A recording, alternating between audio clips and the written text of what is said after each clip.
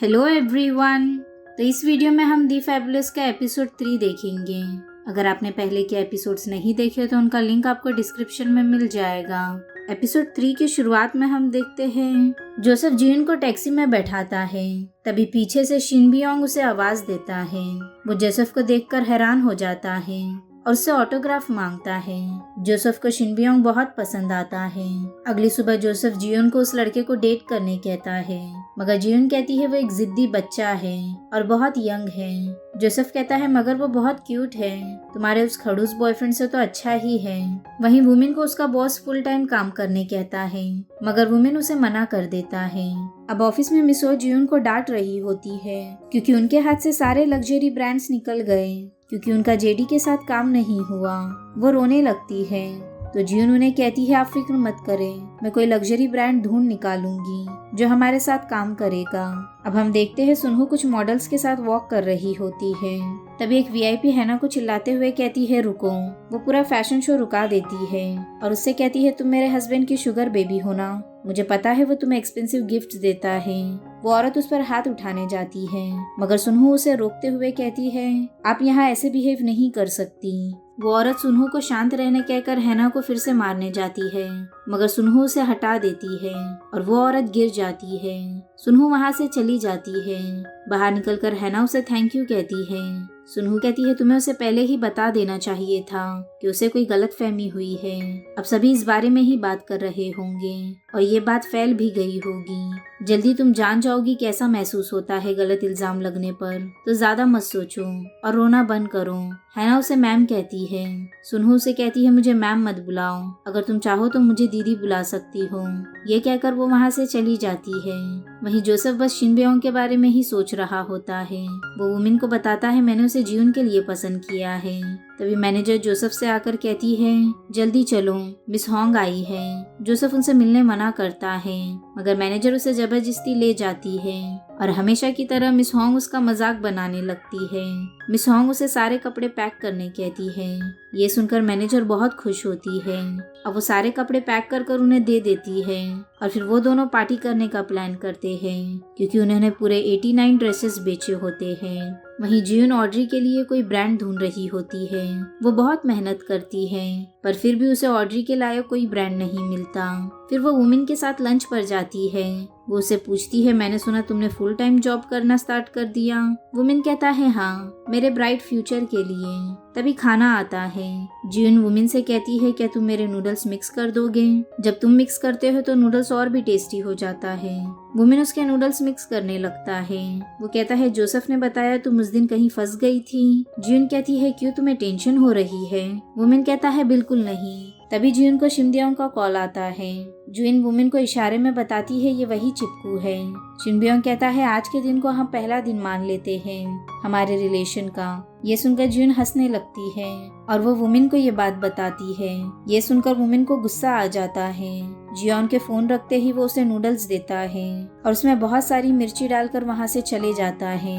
तभी सुनहु वहाँ आती है। वो दोनों उसे आवाज देते हैं मगर वुमेन नहीं रुकता। जियुन कहती है पता नहीं उसे क्या हो गया और वो अपने नूडल्स खाने लगती है।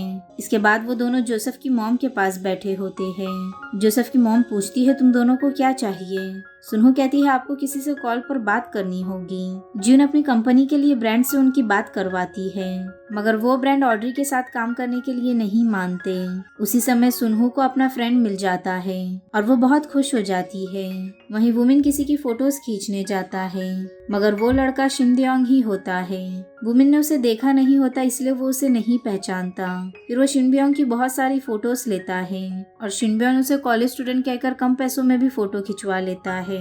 अब वुमेन बस से घर जाने लगता है।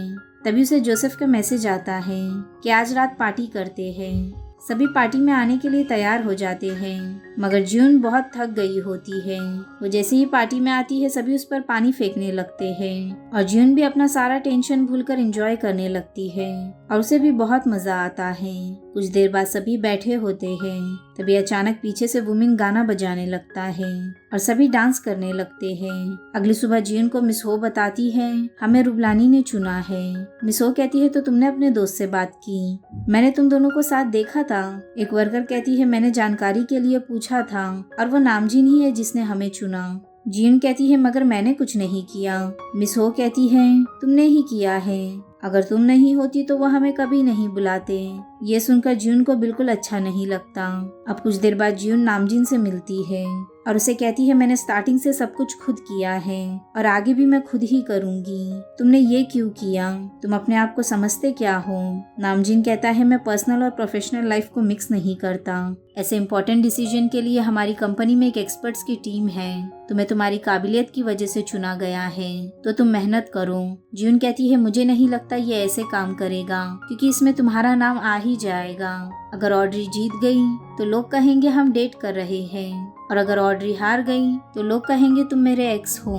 तुम ही बताओ मैं कैसे करूं? दोनों तरफ से मेरी मेहनत बेकार है। तुम मीटिंग में मेरे पीछे आए क्यों? नामजिन कहता है मैं तुम्हें बहुत मिस कर रहा था। जियून कहती है वो बहुत एम्बैरेसिंग था और जाने लगती है। नामजिन उसे कहता है दोबारा मिलकर अच्छा लगा।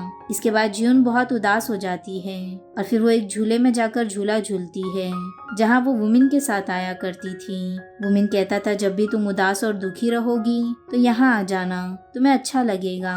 जियून वुमिन और उसे याद करने लगती है। उसी समय उसे वुमिन का कॉल आ जाता है। वो उसे आइसक्रीम के लिए पूछता है।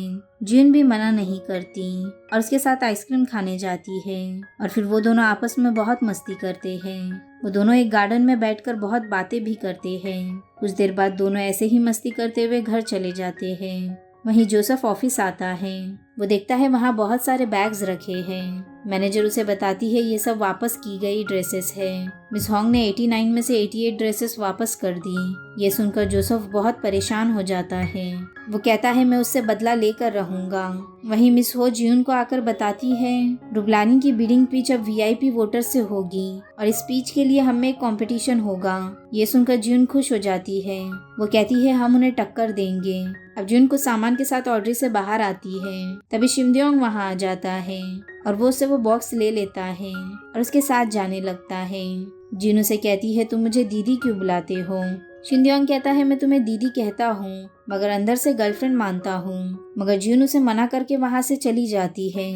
फिर वो पिच की तैयारी करने लगती है और वो एक आउटडोर बिडिंग पिच का सोचती है। मिस हो को वो बहुत अच्छा लगता है। अब कुछ देर काम करने के बाद जियून वहाँ से जाने लगती है। तभी नामजिन वहाँ आता है। जियून उसे उस दिन के लिए माफी मांगती है। वो कहती है बिडिंग वोटर्स के थ्रू करवाने के लिए थैंक्स, ये हमारे लिए अच्छा मौका होगा। नामजिन कहता है मैं तुम्हारे लिए जो हो सकता है वो करूँगा। तुम्हारा काम ही तुम्हारी पहचान है। मुझे ऐसी ही लड़की चाहिए। मुझे एक बार दोबारा मौका देकर तो देखो। जियून कहती है तुम्हें मूव ऑन करना चाहिए। तुम रुबलानी के CEO हो और मैं बस तुम्हारी कंपनी के लिए कम्पीट कर रही हूँ। ये सुनकर नामजिन वहाँ से चले जाता है। वो बाहर निकलता है तो वो वुमेन को अंदर आते हुए देखता है। वुमेन भी उसे देखता है पर वो ज्यादा ध्यान नहीं देता। वो जियून के पास जाता है और फिर उसे अपनी कार में घर ले जाने लगता है। जियून बहुत थक गई होती है। वो वुमेन से कहती है कल का दिन बहुत इम्पोर्टेंट है मेरे लिए। अगर कल बाय चांस बारिश हो गई तो तुम्हें आसमान में मेरे लिए तंबू लगाना होगा। वो दोनों हंसने लगते हैं। वुमेन कहता है मुझे तुमसे कुछ बात करनी है। जियून कहती है अब क्या बकवास करनी है तुम्हें, हमें दोबारा स्टार्ट करना चाहिए। अगर मैंने ये मौका जाने दिया तो दोबारा मौका नहीं मिलेगा। वो जियून की तरफ देखता है मगर जियून तो सो चुकी होती है। वुमेन मुस्कुराता है। अब अगले दिन जोसेफ देखता है जेडी ने उसके कपड़े पहनकर पोस्ट किया है। ये देखकर जोसेफ बहुत खुश हो जाता है। वहीं जियून अपनी बिडिंग के लिए फाइनल टचेस दे रही होती है। तभी अचानक बारिश होने लगती है। ये देखकर जियून बहुत परेशान हो जाती है और रोने लगती है। वहीं वुमेन बारिश होता देख जियून के पास भागते हुए जाने लगता है। अब हम देखते हैं जियून मिस हो से कहती है हम अब भी कर सकते हैं। मिस हो मना कर देती है और कहती है हमें हार मान लेनी चाहिए। मगर जियून के बहुत कहने पर वो मान जाती है। अब कुछ देर बाद पार्टी स्टार्ट हो जाती है मगर ऑड्री की पार्टी अब तक स्टार्ट नहीं होती। तभी बाहर जेडी मिस होंग के साथ आती है मगर मिस होंग को VIP नहीं होने की वजह से अंदर जाने नहीं मिलता। तभी जोसेफ वहाँ आता है और वो मिस होंग को अकेले खड़ा देख लेता है। फिर वो अंदर नामजिन के पास जाता है और उसे लेकर बाहर आता है। नामजिन गार्ड्स को मिस होंग को अंदर छोड़ने कहता है। अब थोड़ी देर बाद ऑड्री की पार्टी स्टार्ट होती है मगर वहाँ अंदर कुछ अच्छा नहीं होता। जियून बताती है खराब मौसम की वजह से हमने ये टेम्पररी अरेंजमेंट्स किए हैं तभी लाइट्स ऑफ होती है और पर्दे हटते हैं। वहाँ डीजे बजने लगता है और वुमेन वो प्ले कर रहा होता है।